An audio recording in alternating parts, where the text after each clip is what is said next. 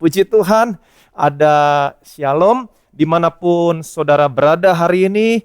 Katakan bersama saya seperti biasa, saya orang yang paling disayang sama Tuhan. Amin. Saya berdoa dimanapun saudara berada, saudara baik-baik, sehat-sehat dalam segala sesuatu, sama seperti jiwa saudara dan saya baik-baik saja. Sebagaimana yang kita ketahui bahwa hari-hari ini kita hidup dalam keadaan dunia yang semakin gelap.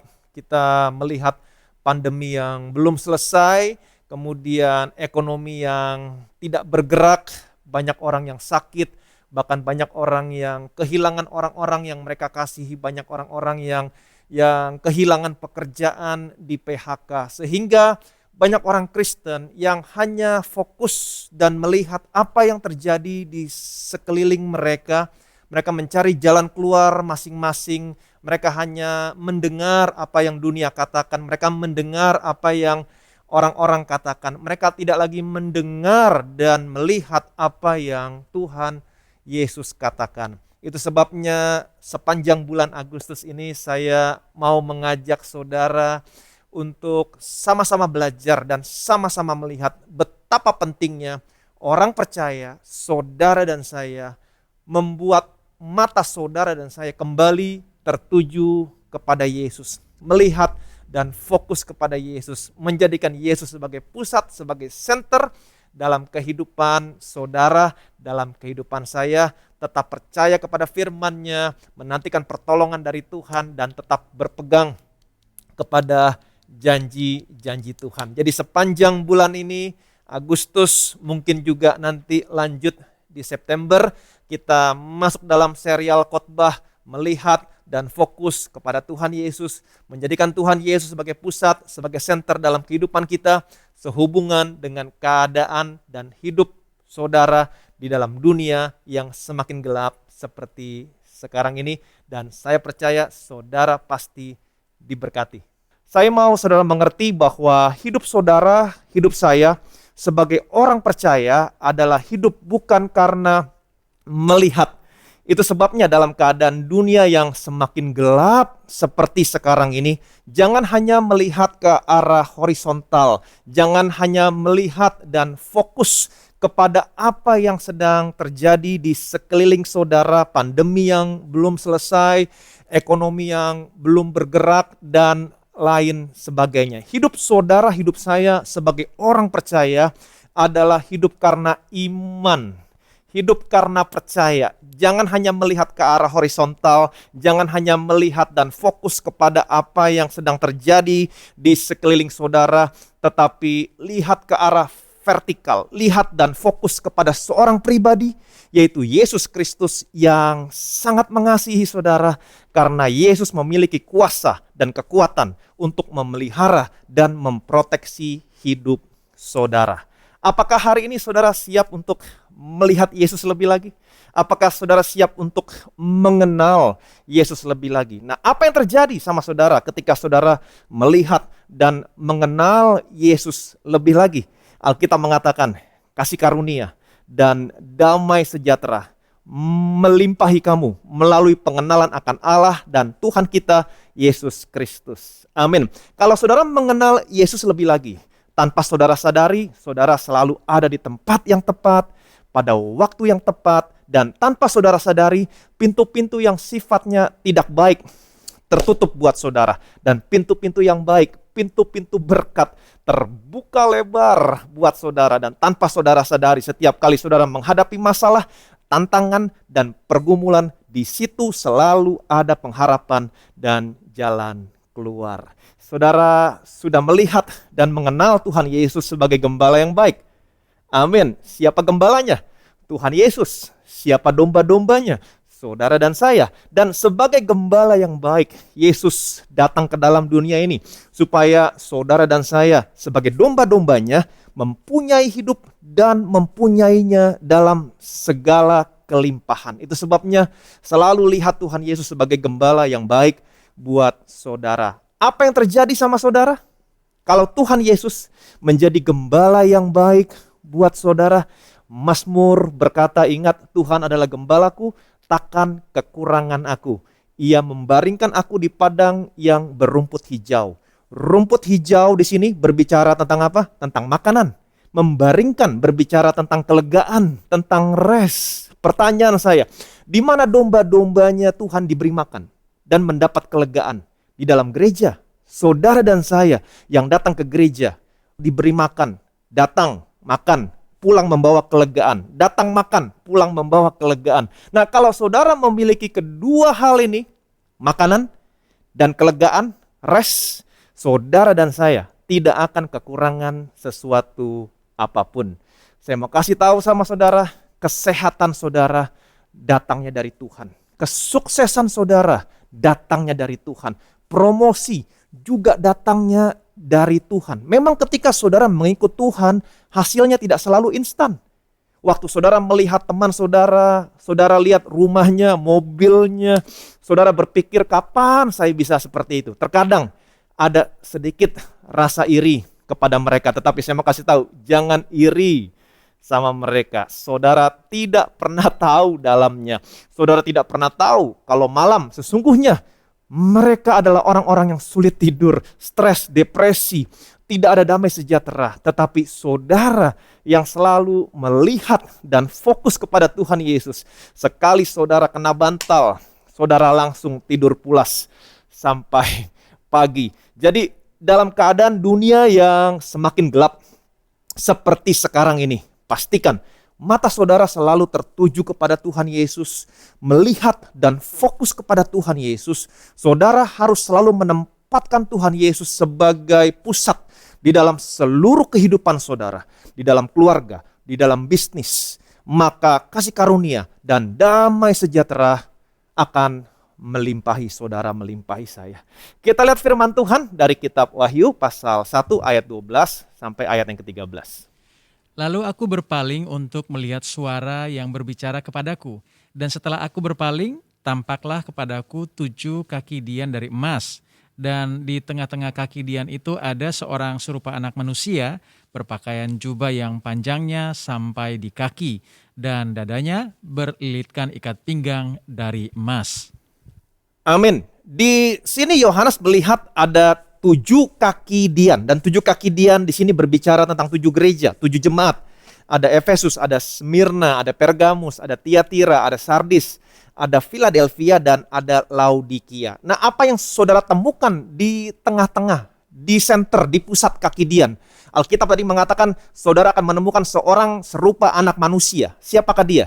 Tuhan Yesus Kristus. Nah, kalau saudara pelajari tentang 7 gereja di dalam kitab Wahyu, dari 7 gereja, ada 5 gereja yang ditegur oleh Tuhan Yesus, dan ada 2 gereja yang dipuji oleh Tuhan Yesus, yaitu Smyrna dan Philadelphia. Nah, semua teguran, semua pujian berhubungan dengan Tuhan Yesus sebagai pusat atau sebagai center. Tuhan Yesus menegur 5 gereja karena Tuhan Yesus tidak lagi menjadi pusat atau center di dalam 5 gereja ini. Tuhan Yesus memuji, ada 2 gereja yang dipuji karena Tuhan Yesus tetap menjadi pusat atau menjadi center di dalam 2 gereja ini. Kalau di dalam gereja hanya berbicara tentang aku, saya, kita, kami, dan nama Yesus hanya sebagai pelengkap, artinya Tuhan Yesus tidak lagi menjadi center atau pusat di dalam gereja. Sebagai contoh, kalau saudara lihat jemaat di Laodikia, di situ Tuhan Yesus berkata, lihat, aku berdiri di muka pintu dan mengetuk. Jikalau ada orang yang mendengar suaraku dan membukakan pintu, aku akan masuk mendapatkannya. Saudara bisa lihat Tuhan Yesus berdiri di luar gereja, di depan pintu, mengetuk. Tuhan Yesus berharap mereka membukakan pintunya. Sesungguhnya Tuhan Yesus punya kekuatan untuk membuka pintunya. Tetapi Tuhan Yesus mengetuk. Tuhan Yesus mengundang mereka untuk membuka pintunya. Kenapa? Kalau saudara baca ayat-ayat sebelumnya, di situ saudara akan menemukan dalam jemaat di Laodikia, mereka hanya memperkaya diri. Aku, saya, kita, kami. Tuhan Yesus tidak lagi menjadi center, menjadi pusat di dalam jemaat di Laodikia. Tetapi kalau saudara lihat jemaat di Philadelphia, Tuhan Yesus memuji gereja ini. Tuhan Yesus berkata, aku tahu segala pekerjaanmu. Aku tahu bahwa kekuatanmu nggak seberapa. Tuhan Yesus memuji jemaat di Philadelphia. Kenapa Tuhan Yesus memuji jemaat di Philadelphia? Karena Tuhan Yesus tahu pekerjaan mereka. Tuhan Yesus tahu apa yang mereka lakukan. Wahyu pasal 3 ayat 10. Perhatikan baik-baik. Karena engkau menuruti firman-Ku untuk tekun menantikan aku, maka aku pun akan melindungi engkau dari hari pencobaan yang akan datang atas seluruh dunia untuk mencobai mereka yang diam di bumi. Perhatikan baik-baik. Tuhan Yesus berkata, karena engkau menuruti firman-Ku. Lagi saya ulangi, karena engkau menuruti firman-Ku untuk tekun menantikan aku. Artinya, sekalipun kekuatan mereka tidak seberapa, tetapi mereka tetap percaya kepada apa yang Tuhan Yesus katakan. Mereka tetap berpegang kepada janji Tuhan Yesus dan tetap menantikan pertolongan dari Tuhan. Dengan kata lain, mata mereka selalu tertuju kepada Tuhan Yesus. Mereka tetap melihat dan fokus kepada Tuhan Yesus. Mereka menjadikan Tuhan Yesus sebagai pusat, sebagai center dalam kehidupan mereka. Apa yang terjadi sama mereka? Selanjutnya Tuhan Yesus berkata, maka aku pun akan melindungi engkau pada hari pencobaan yang akan datang atas seluruh dunia untuk mencobai mereka yang diam di bumi. Saya punya kabar baik buat saudara dalam keadaan dunia yang semakin gelap seperti sekarang ini. Sekalipun kekuatan saudara tidak seberapa, tetapi kalau mata saudara tertuju kepada Tuhan Yesus, tetap melihat dan fokus kepada Tuhan Yesus, menjadikan Tuhan Yesus sebagai pusat atau center dalam kehidupan saudara, saudara tetap percaya kepada apa yang Tuhan Yesus katakan, tetap berpegang kepada janji Tuhan Yesus, tetap menantikan pertolongan dari Tuhan, maka Tuhan Yesus akan berperang buat saudara, memproteksi saudara, memelihara saudara dari hari pencobaan yang akan datang atas seluruh dunia untuk mencobai mereka yang diam di bumi. Yang percaya boleh bilang amin. Jadi pastikan mata saudara tertuju kepada Tuhan Yesus, tetap melihat dan fokus kepada Tuhan Yesus, menjadikan Tuhan Yesus sebagai pusat atau center dalam kehidupan saudara. Tetap percaya kepada apa yang Tuhan Yesus katakan, tetap berpegang kepada janji Tuhan Yesus, tetap menantikan pertolongan dari Tuhan. Dengan demikian, saudara memberikan kemuliaan kepada Tuhan Yesus di dalam kehidupan saudara. Saudara tahu apa yang terjadi dalam kehidupan seseorang yang tidak memberikan kemuliaan kepada Tuhan Yesus? Saya pernah sampaikan sama saudara, kalau saudara lihat di dalam Kisah Para Rasul, di situ diceritakan ada seorang raja yang bernama Herodes Agripa. Masih ingat, Herodes Agripa adalah cucu dari Herodes Agung. Herodes Agripa adalah raja yang pernah membunuh Yakobus, saudaranya Yohanes, dengan pedang. Nah, Raja Herodes Agripa juga pernah mencoba membunuh Petrus. Alkitab menceritakan Herodes Agripa pernah menahan Petrus di dalam penjara, tetapi karena jemaat dengan tekun mendoakan Petrus kepada Allah, semalam sebelum Herodes Agripa menghakimi Petrus di depan orang banyak, waktu itu Petrus tidur di antara kedua pengawal dengan tangan terbelenggu, tapi tiba-tiba berdirilah malaikat Tuhan di depan Petrus, menepuk Petrus. Petrus bangun, kemudian rantainya gugur dan Petrus lolos. Amin. Jadi hal yang terbesar yang bisa saudara lakukan adalah berdoa untuk pastor, untuk leaders saudara. Pemberian yang terbesar yang bisa saudara berikan kepada kami adalah doa saudara. Doakan saya, doakan keluarga saya, doakan Bethesda Church, gereja saudara, doakan semua pastor dan leaders yang ada di gereja ini. Ini merupakan pemberian yang terbesar dari saudara. Nah, apa yang terjadi dengan Raja Herodes Agripa? Kita lihat firman Tuhan dari Kisah Para Rasul, pasal 12 ayat 21 sampai 23. Dan pada suatu hari yang ditentukan, Herodes mengenakan pakaian kerajaan, lalu duduk di atas tahta dan berpidato kepada mereka. Dan rakyatnya bersorak membalasnya, "Ini suara Allah dan bukan suara manusia." Dan seketika itu juga ia ditampar malaikat Tuhan karena ia tidak memberi hormat kepada Allah. Ia mati dimakan cacing-cacing. Kenapa Raja Herodes Agripa ditampar malaikat? Karena dia tidak memberi hormat kepada Allah. Dengan kata lain, dia tidak memberikan kemuliaan kepada Allah. Allah mau semua orang tahu bahwa kalau kamu ada sebagaimana kamu ada sekarang, itu semua karena kebaikan Allah.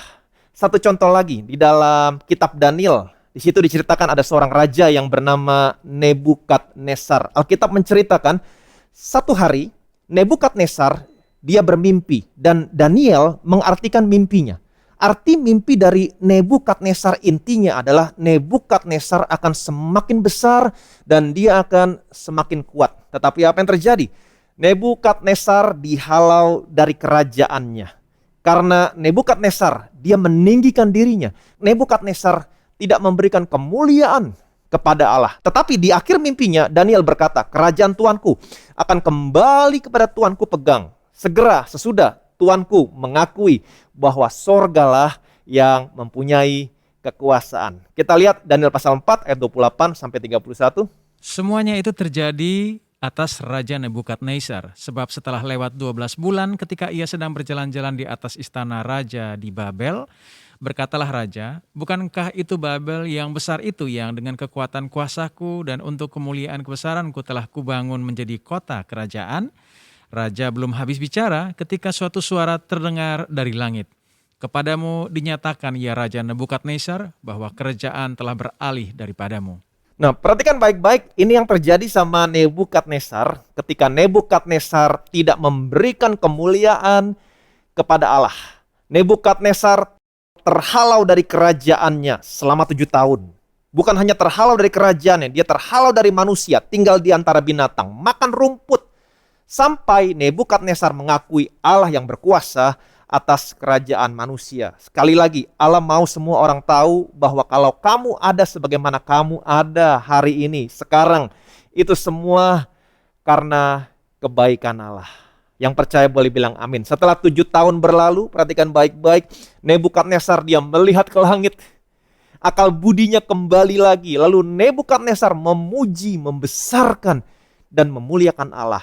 Nah, ketika Nebukadnezar sadar dan segera mengakui bahwa sorgalah yang mempunyai kekuasaan, bukan karena kebesaran dan kekuasaannya, tetapi sorga, apa yang terjadi? Nebukadnezar langsung dipulihkan. Ayat 36, 37. Perhatikan baik-baik. Pada waktu akal budiku kembali kepadaku, kembalilah juga kepadaku kebesaran dan kemuliaanku untuk kemasyuran kerajaanku. Para menteriku dan para pembesarku menjemput aku lagi. Aku dikembalikan kepada kerajaanku, bahkan kemuliaan yang lebih besar dari dahulu diberikan kepadaku. Jadi sekarang aku, Nebukadnezar, memuji, meninggikan dan memuliakan Raja Sorga yang segala perbuatannya adalah benar dan jalan-jalannya adalah adil dan yang sanggup merendahkan mereka yang berlaku congkak. Saudara perhatikan baik-baik, Allah menciptakan manusia bukan seperti binatang yang selalu melihat ke bawah. Allah menciptakan manusia untuk selalu melihat ke atas. Saudara tahu antropologi, ilmu yang mempelajari tentang manusia? Anthropos. Apa artinya anthropos? Anthropos artinya man looking up.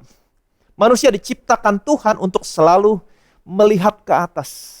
Nah, perhatikan baik-baik. Setelah 7 tahun berlalu, Nebukadnezar melihat ke atas dan berkata, sorgalah yang mempunyai kekuasaan. That's it. Apa yang terjadi? Kekuasaannya kembali, kebesarannya kembali. Nebukadnezar dia bangun, dia mandi, dia sikat gigi, dia ganti baju, dia duduk kembali di tahtanya dengan kemuliaan yang lebih besar, dengan kekuatan yang lebih besar. Segala kemuliaan, segala hormat, segala pujian hanya kepada Allah Bapa dan Tuhan kita Yesus Kristus. Jadi, perhatikan baik-baik, pastikan mata saudara hanya tertuju kepada Tuhan Yesus, melihat dan fokus kepada Tuhan Yesus, menjadikan Tuhan Yesus sebagai pusat, sebagai senter dalam seluruh kehidupan saudara, dan senantiasa memberikan kemuliaan kepada Tuhan Yesus. Ingat, Yohanes mendapat penglihatan, ada 7 kaki dian, di tengah-tengahnya ada seorang serupa anak manusia. Siapakah dia? Tuhan Yesus. Tuhan Yesus ada di pusat, di center kaki dian. Ingat, kaki dian berbicara tentang siapa? Tentang jemaat, tentang gereja, tentang saudara dan saya. Jadi Tuhan Yesus harus menjadi pusat, menjadi center dalam kehidupan jemaat, atau di dalam gereja. Saya buktikan buat saudara dari Perjanjian Lama. Bilangan pasal 8 ayat 1 sampai dengan ayat yang kedua.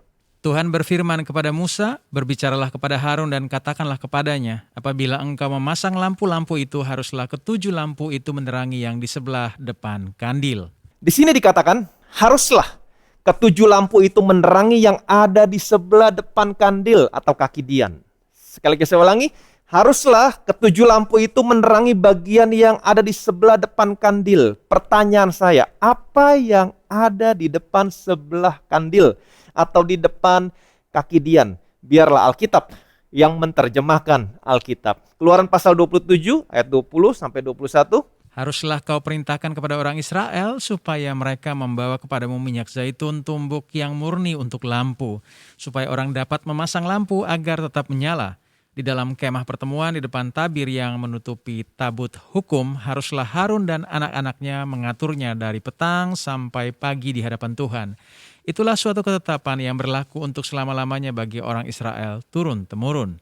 Di sini dikatakan di dalam kemah pertemuan, di depan tabir yang menutupi tabut hukum, Harun dan anak-anaknya mengatur lampunya. Saudara perhatikan baik-baik, di dalam ruang kudus ada kandil atau kaki dian. Antara ruang kudus dan ruang maha kudus ada sebuah tabir, ada sebuah tirai yang memisahkan. Nah, di dalam ruang maha kudus ada tabut perjanjian. Betul, disitulah Allah berada. Disinilah Tuhan Yesus berada. Jadi kandil atau kaki dian ada di ruang kudus. Dipasang untuk menerangi yang ada di sebelah depan kandil. Pertanyaan saya, siapa yang ada di sebelah depan kandil? Tidak lain dan tidak bukan adalah Tuhan Yesus Kristus sendiri. Jadi pastor leaders, apapun yang saudara lakukan, pastikan lakukan dengan mata yang tertuju kepada Tuhan. Apapun yang saudara lakukan, pastikan untuk kemuliaan Tuhan Yesus. Yang percaya boleh bilang amin. Kembali kepada Keluaran pasal 27 ayat 20. Haruslah kau perintahkan kepada orang Israel supaya mereka membawa kepadamu minyak zaitun tumbuk yang murni untuk lampu, supaya orang dapat memasang lampu agar tetap menyala. Haruslah kau perintahkan kepada orang Israel supaya mereka membawa kepadamu minyak zaitun tumbuk yang murni untuk lampu, supaya orang dapat memasang lampu agar tetap menyala. Pertanyaan saya, siapa yang membawa minyak zaitun? Orang Israel, orang percaya. Ini merupakan gambaran saudara dan saya. Nah, minyak zaitun di sini berbicara tentang Roh Kudus. Mungkin saudara berkata, bagaimana caranya saya bisa membawa Roh Kudus? Ingat baik-baik, Roh Kudus sekarang ada di dalam saudara, ada di dalam saya. Kalau hari ini saudara datang ke gereja atau saudara mengikuti ibadah minggu online, saudara datang membawa Roh Kudus yang ada di dalam saudara. Ketika saudara dan saya dimanapun saudara berada hari ini memberikan kemuliaan kepada Tuhan Yesus, saya percaya sesuatu yang luar biasa akan terjadi. Yang percaya boleh bilang amin. Ayat 21, perhatikan baik-baik. Di dalam kemah pertemuan di depan tabir yang menutup tabut hukum, haruslah Harun dan anak-anaknya mengaturnya dari petang sampai pagi di hadapan Tuhan. Itulah suatu ketetapan yang berlaku untuk selama-lamanya bagi orang Israel turun-temurun. Di dalam kemah pertemuan, di depan tabir yang menutupi tabut hukum, di sini dikatakan haruslah Harun dan anak-anaknya mengaturnya dari petang sampai pagi di hadapan Tuhan. Apa artinya mengatur di sini? Di sini tidak dijelaskan secara rinci bagaimana caranya mereka mengatur. Tetapi di dalam bahasa Ibrani, kata mengatur di sini terjemahannya adalah arak, yang artinya to arrange, to set, or to put in order, menertibkan. Pertanyaan saya, apa yang ditertibkan? Posisinya. Kenapa? Karena tadi dikatakan kandil, kaki dian harus menerangi yang ada di sebelah depan. Jadi setiap hari Harun dan anak-anaknya secara berganti-gantian dari petang sampai pagi mereka masuk ke dalam kemah pertemuan.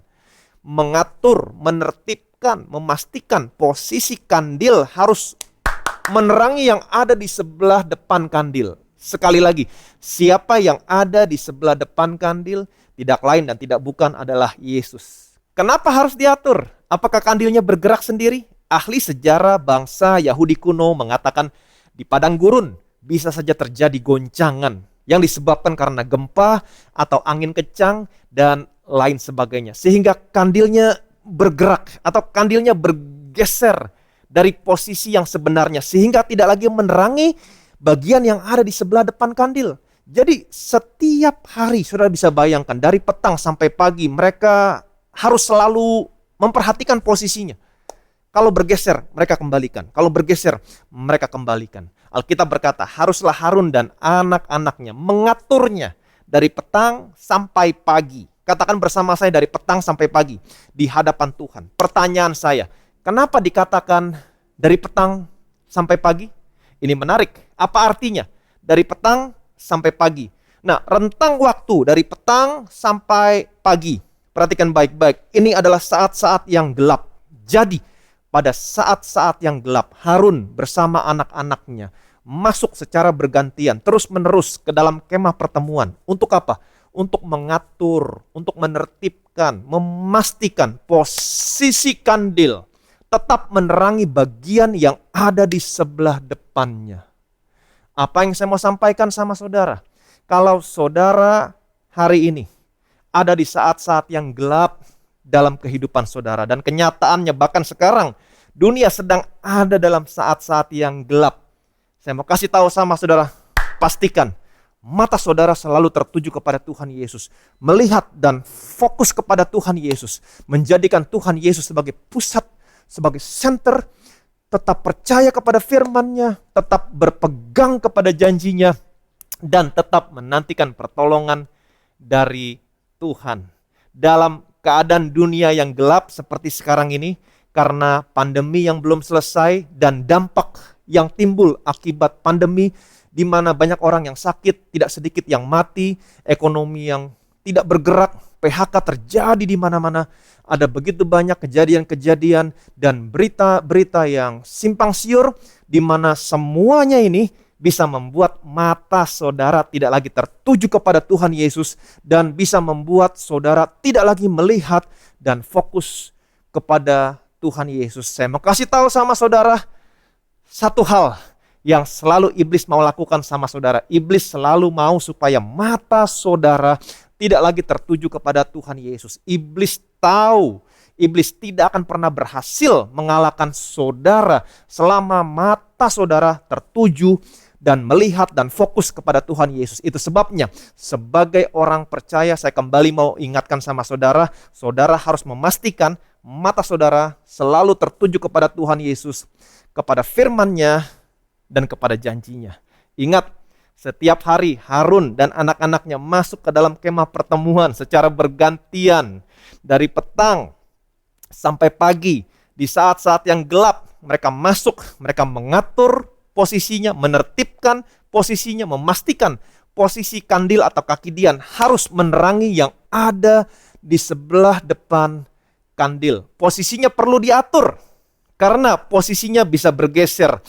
Mungkin di padang gurun bisa terjadi goncangan yang disebabkan karena gempa atau karena angin kencang dan lain sebagainya, sehingga kandil atau kaki dian bergerak dari posisi yang sebenarnya. Jadi setiap hari dari petang sampai pagi, mereka harus selalu memperhatikan posisinya. Kalau bergeser, mereka kembalikan. Kalau bergeser, mereka kembalikan lagi.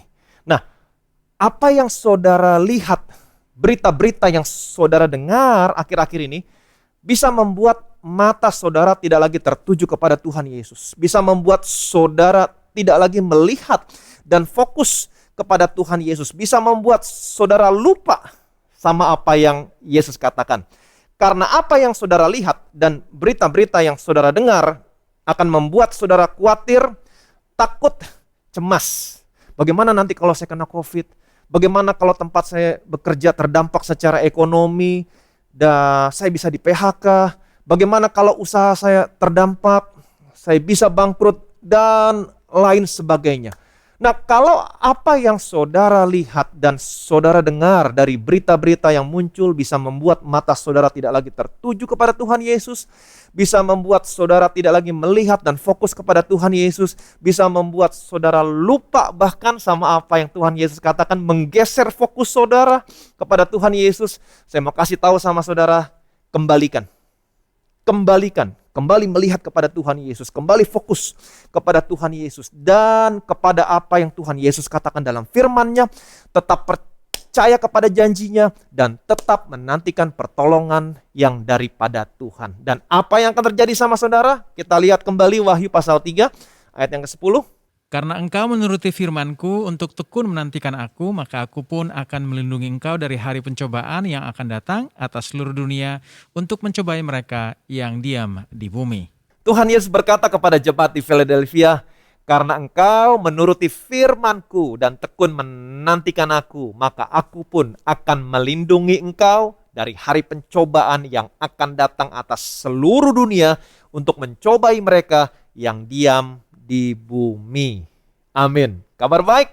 Jadi sekalipun dunia sedang dalam keadaan yang gelap, saya mau kasih tahu sama saudara, jangan hanya melihat ke arah horizontal, jangan hanya melihat apa yang terjadi di sekeliling saudara, tetapi melihat ke arah vertikal. Pastikan mata saudara tertuju kepada Tuhan Yesus, melihat dan fokus kepada Tuhan Yesus, dan percaya kepada apa yang Tuhan Yesus katakan dalam firman-Nya, kepada janjinya, tetap menantikan pertolongan dari Tuhan. Kalau orang di sekeliling saudara datang membawa kabar buruk, update corona hari ini sekian, kasus baru, rekor sekian kematian, kasus corona di Jakarta tembus sekian ribu, stok oksigen menipis, dan lain sebagainya, mungkin fokus saudara akan bergeser ketika saudara mendengar, waduh bagaimana kalau saya terkena COVID?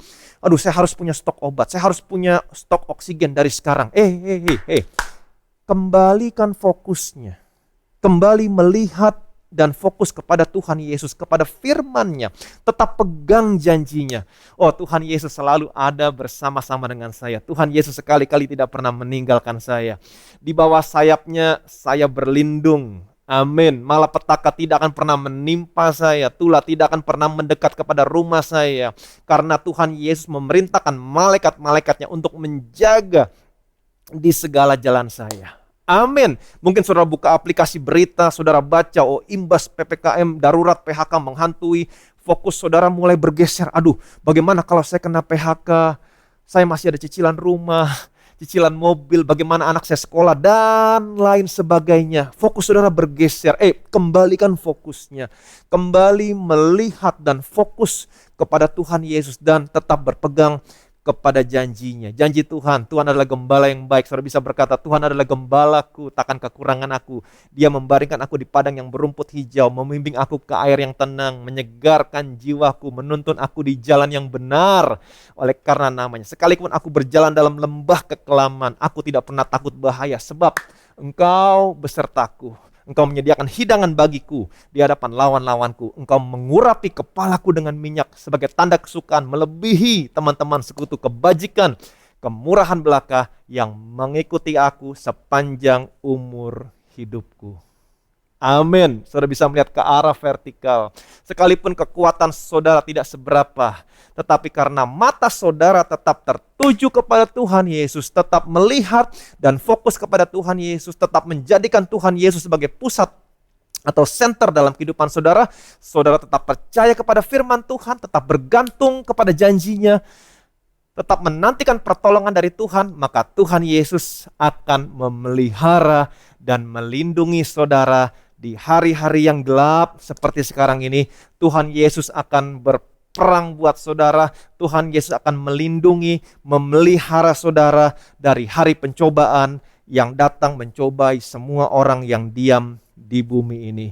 Jadi saya mau kasih tahu sama saudara, apapun situasi yang saudara hadapi hari ini, Tuhan Yesus turut bekerja dalam segala sesuatu untuk mendatangkan kebaikan dalam hidup saudara. Jadi pastikan mata saudara selalu tertuju kepada Tuhan Yesus, selalu melihat dan fokus kepada Tuhan Yesus. Amin. Menjadikan Tuhan Yesus sebagai pusat, sebagai center di dalam kehidupan saudara. Tetap percaya kepada apa yang Tuhan katakan dalam firman-Nya.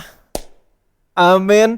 Dan tetap menantikan pertolongan dari Tuhan, tetap pegang janjinya. Maka janji Tuhan yang sama seperti Tuhan katakan kepada jemaat di Philadelphia, maka aku pun akan melindungi kamu. Amin. Dari hari pencobaan yang akan datang mencobai semua orang yang diam di bumi ini. Perhatikan baik-baik, pastikan matamu tertuju kepada Tuhan. Yang percaya boleh bilang amin. Amin. Sudah diberkati hari ini. Jadi ingat, setiap hari pastikan matamu tertuju kepada Tuhan. Kalau ada berita-berita yang membuat kamu bergeser, pastikan posisimu, kembali melihat kepada Tuhan, kembali melihat kepada janjinya. Maka saya percaya kasih karunia, damai sejahtera senantiasa melimpahi saudara dan saya. Diberkatilah saudara. Bapa dalam surga, kami bersyukur Tuhan. Hari ini kami telah melihat dalam situasi yang gelap di mana Harun dan anak-anaknya dari petang sampai pagi memastikan bahwa posisi kandil kaki Dian menerangi yang ada di sebelah depan, di mana kami telah melihat bahwa kandil kaki Dian merupakan gambaran tentang gereja. Dalam situasi yang gelap seperti sekarang ini, kami sebagai jemaat, sebagai gereja harus memastikan mata kami tetap tertuju kepadamu Tuhan. Kami tetap melihat dan fokus kepadamu Tuhan. Kami tetap menuruti firman-Mu dan untuk menantikan pertolongan yang daripadamu. Tetap berpegang kepada janji-Mu Tuhan. Maka janji Tuhan bahwa Engkau akan tetap memelihara kami dalam situasi yang gelap seperti sekarang ini. Melindungi kami dari hari pencobaan yang datang mencobai setiap orang yang diam di bumi ini. Kami percaya sekalipun dalam keadaan dunia yang gelap seperti sekarang ini, Engkau akan melindungi kami, Engkau akan memelihara kami seperti seorang gembala yang memelihara dan melindungi domba-dombanya. Engkau senantiasa membaringkan kami di padang yang berumput hijau, membimbing kami ke air yang tenang, menyegarkan jiwa kami. Sekalipun kami berjalan dalam lembah kekelaman, kami tidak pernah takut bahaya, sebab Engkau beserta kami. Gadamu, tongkatmu menghibur kami. Kami percaya Tuhan tetap ada makanan, tetap ada berkat di dalam keluarga kami. Tetap ada sukacita karena Engkau yang menjamin piala kami penuh melimpah. Dan kami percaya Tuhan Engkau tetap mengurapi kepala kami dengan minyak sebagai tanda kesukaan melebihi teman-teman sekutu kami. Dan satu hal yang kami percaya, kebajikan, kemurahan belaka yang mengikuti kami sepanjang umur hidup kami. Segala kemuliaan, segala hormat, segala pujian hanya bagi nama Tuhan. Semua yang percaya yang diberkati, sama-sama kita katakan amin.